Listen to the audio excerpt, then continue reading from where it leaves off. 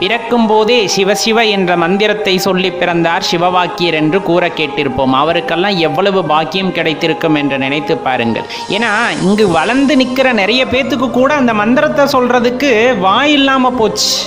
அந்த வார்த்தை அவங்க வாயில் வர்றதில்லை. ஏன்னா உண்மையான பரம்பொருளோட நாமம் அது. அதை சொல்லிட்டா எல்லா பாவமும் போயிடும். ஆனால் அதை சொல்லக்கூடிய தகுதி பெறாதவர்கள் இந்த உலகத்தில் நிறைய பேர் இருக்கத்தான் செய்கிறார்கள்.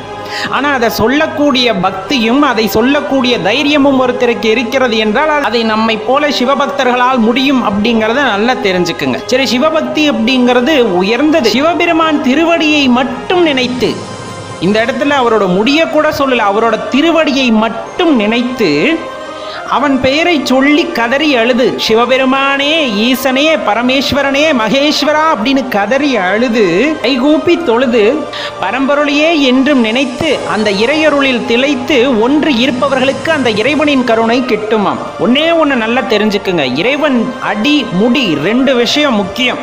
இறைவன் அடியை பற்றி கொள்ளுங்கள் அப்படின்ட்டு தான் நம்ம குறிப்பிடுறது. அவரோட பாதமலரை பற்றி கொள்ளுங்கள், வேறு எதுவும் தேவையில்லை. சரணாகதி அப்படிங்கிறதுக்கு சிறந்த உதாரணம் அவர் பாதத்தை பற்றி கொள்வதுதான்.